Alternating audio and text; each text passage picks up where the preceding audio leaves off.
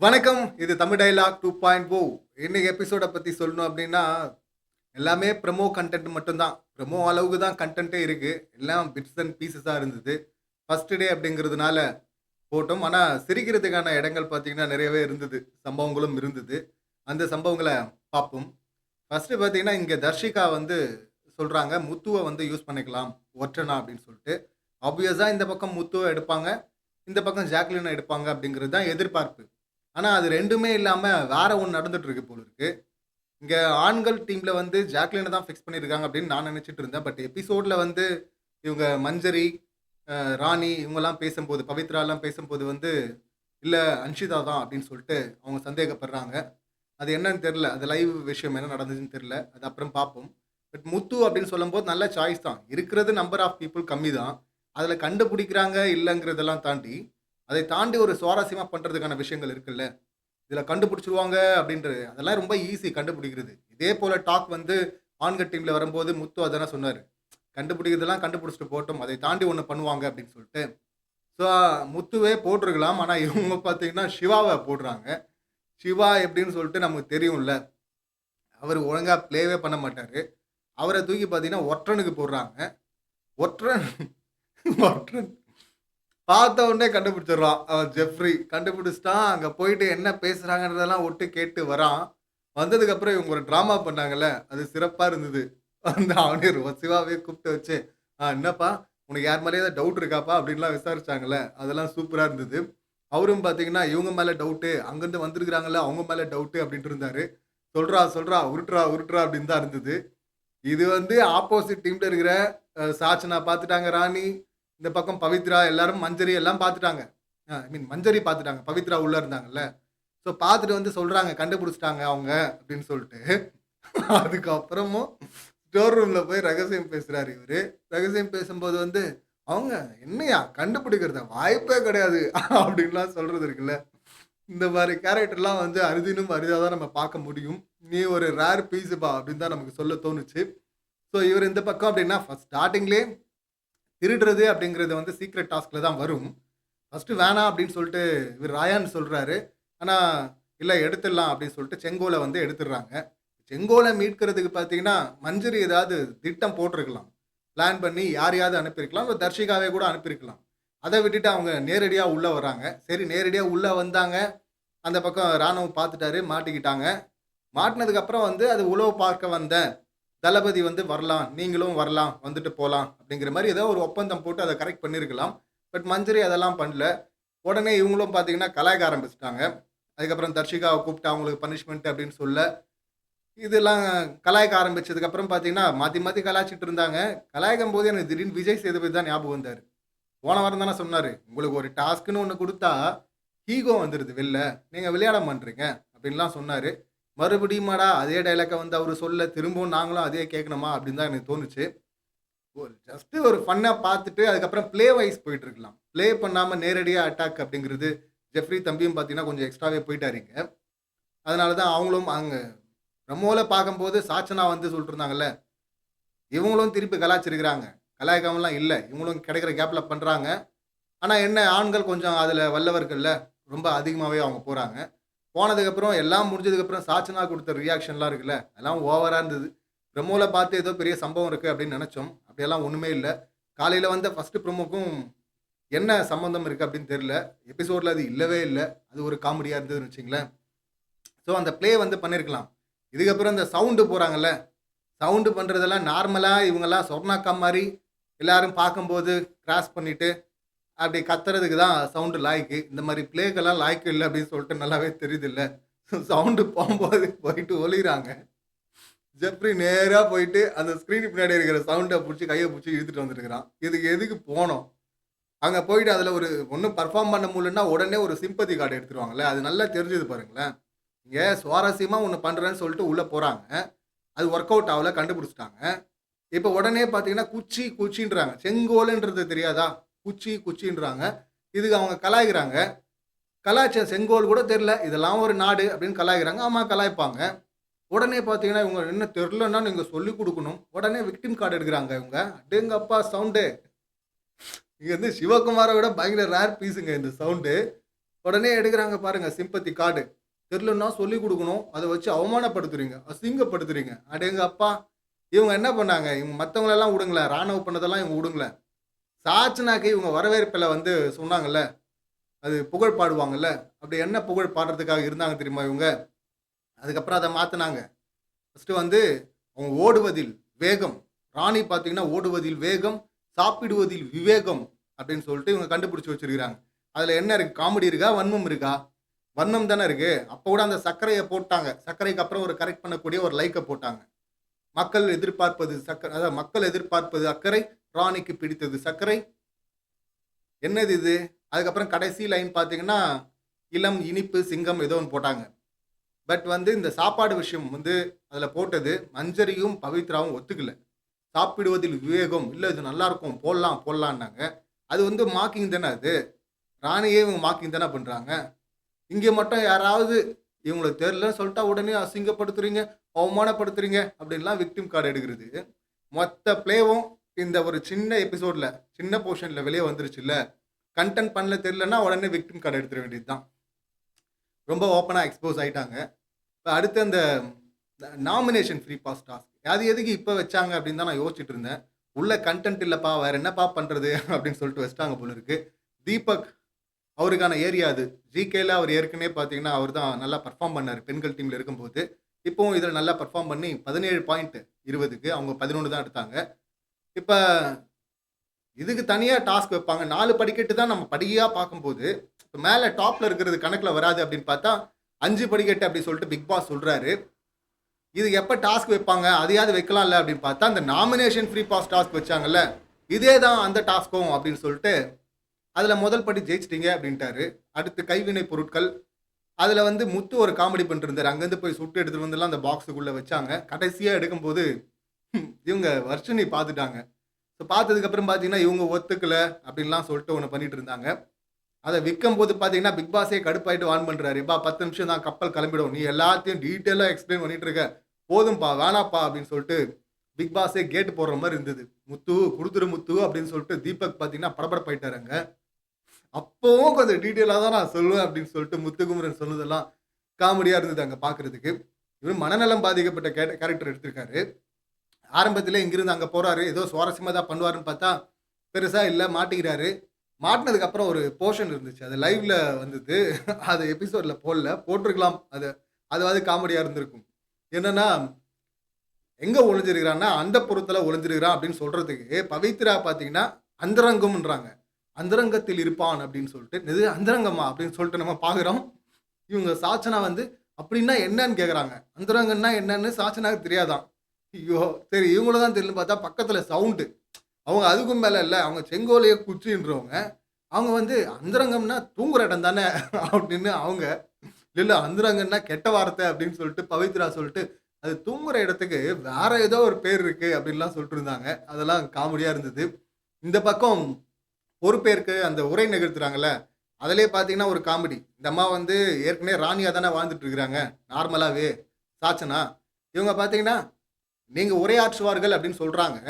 தளபதியா இருக்கிற மஞ்சரி சொல்றாங்க. நம்ம ராணி வந்து உரையாற்றுவாங்கன்னு. அவங்க பார்த்தீங்கன்னா, எனக்கு இங்கே உரையாற்றுவதை விட எதிரி நாட்டில் உரைக்கட்டும். நீங்கள் உரையுங்கள் அப்படின்னு சொல்லிட்டு இவங்க ஆர்டர் போட்டுருக்காங்க.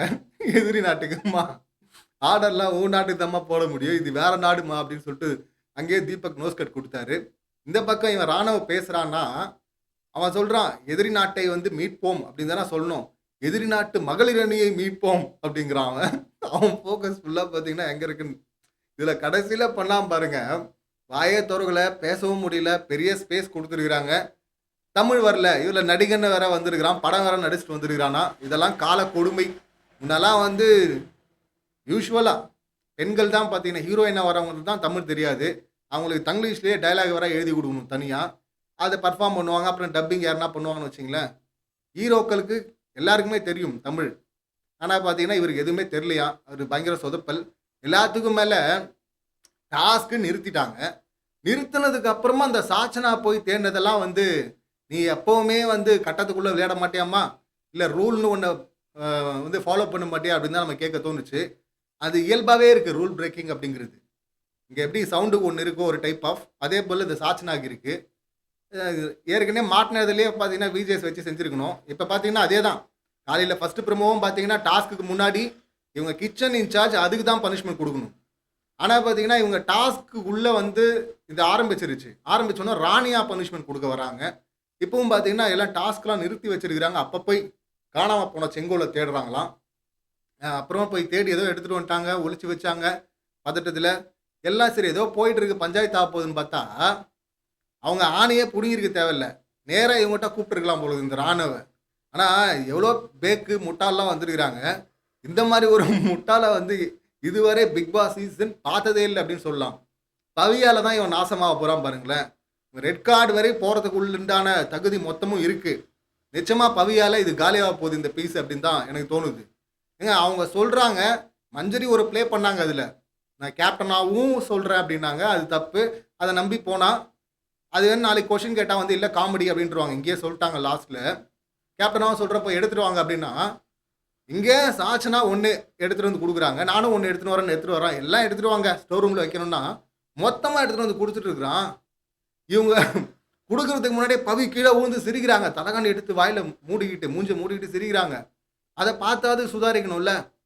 அது கூட பார்த்தீங்கன்னா அங்கே சாச்சனா மஞ்சரிலாம் இருக்கிறாங்க. பவித்ராட்ட கேட்குறான் எடுத்துகிட்டு வரணுமா அப்படின்னு சொல்லிட்டு போய் எடுத்துகிட்டு வந்து கொடுத்துட்டு அவங்க கொடுக்குறதுக்கு முன்னாடியே விழுந்து சிரிக்கிறாங்க. அப்பயும் எடுத்துகிட்டு வந்து கொடுக்குது. வாங்கிட்டு மஞ்சரி ஒரு பக்கம், அந்த பக்கம் சாச்சனா கீழே விழுந்து விழுந்து சிரிக்கிறாங்க. அதுவரை படுத்து தூங்கிட்டு இருந்த சத்யா எழுந்து விழுந்து வந்து சிரிக்கிறா. அப்படி கரெக்டாக அந்த இடத்துல ராயானும் வந்தார்ல, அதுதான் செம ஹைலைட்டான. அவர் பார்த்துட்டு அப்படியே சாக்காட்டே என்னடா பண்ணிருக்க. யூஸ்வலாக வேற கேரக்டர் பண்ணுறவங்க இதை பண்ணால் பரவாயில்ல, ராஜான்னு போட்டிருக்கிறாங்க. கஷ்டப்பட்டு அங்கே தளபதி இல்லை ரயான் இந்த ராஜகுரு இவங்கெல்லாம் பிளான் பண்ணி திருடி எடுத்துகிட்டு வந்தா ஒரே ஒரு பொருளை திருடி எடுத்து வச்சுருந்தாங்க. இவன் மொத்தமாக எடுத்துன்னு போய் கொடுத்துருக்குறான். கொடுத்துட்டு அவர் கேட்டால, டேய் முட்டாளாடா நீ என்னடா பண்ணுகிற அப்படின்னு. அவனுக்கு அப்போ கூட புரியல பாருங்களேன். அப்போ கூட அவனுக்கு என்ன பவித்ரா கேட்டாங்க எடுத்துகிட்டு வந்து கொடுத்துட்டேன். இவன் ஏற்கனவே சொன்னால அவங்க நான் வந்தப்போ நிறைய சாக்லேட் கொடுத்தாங்க, உனக்கு மட்டும் கொடுத்தாங்களா எல்லாருக்குமான்னு கேட்டான். எல்லாரும் கொடுத்தாங்க, எனக்கு நிறைய கொடுத்தாங்கண்ணா பார்த்தீங்களா. அதை தான் லவ்னு நினச்சி அவன் புரிஞ்சு பண்ணிட்டு இருக்கிறான். இப்போ கூட காதலிக்காக கொடுத்த மாதிரி தான் கொடுத்துட்டு இருக்கிறான் அவன். இவன் விட்டா இவங்க சொன்னாங்கல்ல அரியணைன்னு சொல்லிட்டு, கஷ்டப்பட்டு ஆண்கள் விளையாடி அந்த அரியணையை வாங்கினா ஒன்றும் இல்லை, இந்த பெண்கள் பவித்ரா வச்சு அதை வாங்கிடலாம். போமா கொஞ்சம் கேளுமா அப்படின்னா, ஓகே பவித்ரா நீங்கள் எடுத்துங்க பவித்ரா அப்படின்னு கொடுத்தாலும் கொடுத்துருவாங்க. அவன் என்ன இப்படி ஒரு மோசமான கேரக்டரை பார்த்ததே இல்லை. நிச்சயமா இப்போ காமெடியாக இருக்குது, சிரிப்பாக இருக்குது பார்க்குறதுக்கு. ஆனால் சீரியஸாக அவன் இப்படி தான் மாட்ட போகிறான் பாருங்களேன். எல்லாரும் சிரிக்கிற மாதிரி இல்லை, எல்லாரும் காரி துப்புற மாதிரி பண்ண போகிறான் அப்படின்னு நினைக்கிறேன். இப்போவே நிறைய பேர் துப்ப ஆரம்பிச்சிருப்பாங்க. ஸோ இது இந்த போர்ஷனு. அடுத்த நடுவில் அன்ஷிதா வர்ஷினி இவங்களுக்குள்ள லைட்டாக சண்டை வர மாதிரிலாம் வந்தது. அன்ஷிதா ஜாக்லின் காணோம்.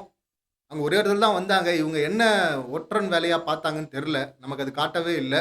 ஆனால் சிவகுமார் அந்த மாட்டின டுபாகர் ஒற்றன் இருக்கார்ல, அவருக்கே பார்த்தீங்கன்னா பாஷா மியூசிக் இப்போ ஒற்றனுங்கிறதுனால நாட் 7 மியூசிக் கூட போட்டுருப்பாரு மைண்டில், போட்டுக்கிட்டு தான் அவர் பர்ஃபார்ம்லாம் பண்ணுவார். ஆனால் எல்லாமே அவங்க கண்டுபிடிச்சிட்டாங்கல்ல. ஸோ இந்த பக்கம் யார் ஒற்றன், யார் அந்த வேலையை பார்க்குறாங்க, என்ன பார்த்தாங்க அப்படின்னு சொல்லிட்டு ஒன்றும் இதுவரை கண்டுபிடிக்கல, இல்லை காட்டல நமக்கு. அப்புறம் 2 படிக்கட்டு அந்த கைவினை பொருட்கள் அதில் ரேட் போடும்போதும் பார்த்தீங்கன்னா அந்த வேலையாவது ஒழுங்காக பார்த்துருக்கலாம் பெண்கள் சைடில், அதையும் ஒழுங்காக பார்க்கல. இப்போ அதையும் கணக்கில் எடுத்து 2 படிக்கட்டுகள், 5 படிக்கட்டில் 2 படிக்கட்டு இவங்க ஜெயிச்சிட்டாங்க. மிச்சம் 3 தான் இருக்குது. அந்த 3 எப்படி ஜெயிக்க போகிறாங்க அப்படின்னு சொல்லிட்டு வெயிட் பண்ணி தான் பார்க்கணும். முத்து ஒற்றன் வேலை கொடுத்துருந்தா சூப்பராக இருந்திருக்கும். ஏன்னா ஏற்கனவே மணலில் பாதிக்கப்பட்ட மாதிரி இருக்காரு. இதில் ஒற்று வேலையும் அப்படியே கொடுத்துருந்தாங்கன்னா 2த்தையும் பார்க்குறதுக்கு நல்லா இருந்திருக்கும். பட் அவருக்கு கொடுக்கல, அவங்க தப்பான ஆளுக்கு கொடுத்துருக்குறாங்க. அவரும் முடிஞ்சவரை அங்கங்கே காமெடி ட்ரை பண்ணுறாரு. 1-2 நல்லா இருக்குது, நிறைய இடங்களில் கொஞ்சம் மொக்கையாக தான் போயிட்டு இருக்கு. நாளைக்கு கொஞ்சம் சரியாயிடும் அப்படின்னு நினைக்கிறேன். ஒரு இடம் கரெக்டாக பண்ணார், ஒரு வேலையை சிறப்பாக.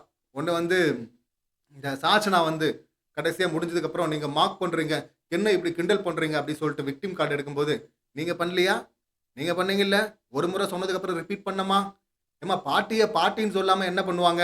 ஏன்னா பவித்ரா வந்து அந்த பாடி லாங்குவேஜ், அந்த எஃபோர்ட் அதெல்லாம் பாராட்டுக்குரியது, நல்லாவே பண்ணியிருந்தாங்க. காமெடியாக பார்க்கும்போது இப்போ ஜெஃப்ரி கூட நடுவில் போயிட்டு அவங்க குனிஞ்சிட்டு இருக்கும்போது எதாவது தேடுறீங்களா அப்படின்னு சொல்லிட்டு கார்டன் ஏரியாவில் வச்சு கலட்டா பண்ணிருந்தால அதெல்லாம் பார்க்கறது காமெடியாக தான் இருந்தது. அந்த மாதிரி காமெடியாக எடுத்துகிட்டு போயிடலாம். நேரடியாக அட்டாக் பண்ணுறோம், இவங்கெல்லாம் ஒரு ராணியா, இவங்கெல்லாம் ஒரு தளபதியா, இதெல்லாம் ஒரு மக்களா அப்படின்னு சொல்லாமல் இப்படி போயிட்டா நல்லாயிருக்கும்.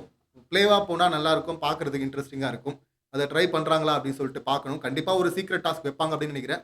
அந்த சீக்ரெட் டாஸ்கில் யார் பலியாட ஆக போகிறாங்க, யார் சிறப்பாக பண்ணுறாங்க அப்படின்னு சொல்லிட்டு வெயிட் பண்ணி பார்க்கலாம். இன்னைக்கு எபிசோடை பற்றி சொல்லணும்னா வேற எதுவும் சட்டுன்னு ஞாபகம் வரல. இவ்வளோதான் சம்பவங்கள் அப்படின்னு நினைக்கிறேன். So free pass task free pass வந்து நான் நினச்சது வந்து ஏற்கனவே அதை அப்டேட் பண்ணிட்டேன் முன்னாடியே. நான் நினச்சது முத்து வந்து ரயானுக்கு தான் போடுவார் அப்படின்னு நினச்சேன். ஏன்னா அருண், முத்து, விஷால் இவங்க 3 பேர் தான் பழைய கண்டஸ்டன்ட்ஸ் நாமினேஷனில் இருக்கிறாங்க. அருணுக்கு ஏற்கனவே கொடுத்துட்டாங்க. முத்து எனக்கு வேணான்னு சொல்லுவாருன்னு தெரியும். விஷால் கேட்பான்னு பார்த்தா விஷாலும் அதை கேட்கல. சரி மிச்சம் 3 பேர் வைல்ட் கார்டில் இருக்கவங்க ரயான், ராணவ், சிவா 3 பேருமே இருக்கிறாங்க. இந்த 3 பேரில் வந்து ரயான் தான் கேம் ஆடக்கூடியவன். உள்ளே இருக்கிற பாயிண்ட் ஆஃப் வியூவில் பார்த்தீங்கன்னா அங்கே தான் எடுக்கணும். ரயானை தான் சூஸ் பண்ணணும். ஆனால் வந்து ஏன் வந்து சிவாக்கு ஓட்டு போட்டாரு அப்படின்னு சொல்லிட்டு எனக்கு புரியல. சிவா அங்கே ஒரு மிக்சர் கேட்டகரியில் தான் இருக்கிறாரு. அங்கே சிவாக்கு இவர் ஓட்டு போடுறாரு, ஆனந்தி ஓட்டு போடுறாங்க, சிவா அவருக்கே ஓட்டு போட்டுக்கிறாரு. கடைசியில் ரஞ்சித் எப்பவுமே அந்த பக்கம் இருப்பார் விஷால் டீமில். அவங்க எல்லாமே பார்த்தீங்கன்னா விஷால் எப்பவுமே போடும், அருண் இந்த கேங் எல்லாமே பார்த்தீங்கன்னா ரயானுக்கு போடுறாங்க. இப்போ ரஞ்சித்தோ ரயானுக்கு தான் போடுவார்னு பார்த்தா அவர் டக்குன்னு மாற்றி சிவாக்கு போடுறாரு. சிவா அந்த மாதிரி காக்கா பிடிச்சி வச்சதுனால போடுறாரா, இல்லை நான் சோலோவாக விளையாட போகிறேன்னு நினச்சி ஒன்று பண்ணுறாரான்னு தெரியல. பட் போட்டதுக்கப்புறம் பார்த்தீங்கன்னா சிவா கொடுத்துட்டாங்க. சிவா கொடுத்ததுல வெளியில் ட்விஸ்ட் இருக்குது நிச்சயமாக. இப்போ சிவா வந்து டேஞ்சர் ஜோனில் தான் இருக்கிறாரு. சிவாவை தூக்குனா சாச்சனா போகிறதுக்கான வாய்ப்பு இருக்குது. இப்போ சாச்சனா, தர்ஷிகா, வர்ஷினி, ஆனந்தி இவங்கெல்லாம் டேஞ்சர் ஜோனில் வருவாங்க. அது ஒரு ட்விஸ்ட்டு தான், நல்ல மூவ் வெளியே இருந்து பார்க்குறதுக்கு. ஆனால் உள்ளே இருக்கிற முத்துக்கு இதெல்லாம் தெரியாது இல்லை ஸ்டேட்டஸ்லாம். அப்போ முத்துவுடைய பாயிண்ட் வந்து ரயானை காப்பாற்றுறது தானே இருந்திருக்கணும். இல்லை இவங்களை காப்பாற்றிடுவாங்க அப்படின்னு சொல்லிட்டு அவர் என்ன கால்குலேஷன் பண்ணுறாரு அப்படின்னு சொல்லிட்டு தெரில. அது எல்லாமே யூகம் தானே. அதில் சேஃப் பிளே அப்படின்னா ரயானை கொடுக்குறது தான் சேஃப் பிளே. ஏன்னா நல்ல டாஸ்க் விளையாடக்கூடியவன் இருந்தால் டீமுக்கு பிரயோஜனம். ஸோ அதனால் அங்கே தான் சூஸ் பண்ணியிருக்கணும். எனக்கு அந்த செலெக்ஷனுக்கான காரணம் தெரில. முத்து ஏதாவது இடத்துல சொல்கிறாரா பார்க்கணும். இல்லை இதுதான் கரெக்டு அப்படின்னு நான் நினச்சாங்கன்னா, என்னை பொறுத்தவரை வெளியில் சுவாரஸ்யம் தான் அது. உள்ளே வந்து கண்டஸ்டண்ட்டாக அவங்க முடிவெடுத்தது தப்பு தான் அப்படின்னு தான் நான் சொல்வேன். ரயானுக்கு தான் அதை கொடுத்துருக்கணும். என்ன லாஜிக் சொல்கிறாரு அப்படின்னு சொல்லிட்டு வெயிட் பண்ணி பார்க்கலாம். அடுத்து வேற எதுவும் பெருசாக ஹைலைட் பண்ணுற சம்பவங்கள் இல்லை அப்படின்னு நினைக்கிறேன். ஆல்மோஸ்ட் எல்லாம் பேசிட்டோம். ஸோ இன்னைக்கு எபிசோட் சம்மந்தமான என்னுடைய கருத்துக்கள் இவ்வளோ தான். நீங்கள் ஏதாவது சொல்ல நினச்சா அவங்க கருத்துக்களை கமெண்ட் பண்ணுங்கள். மீண்டும் அடுத்த வீடியோவில் சந்திக்கலாம். நன்றி, வணக்கம்.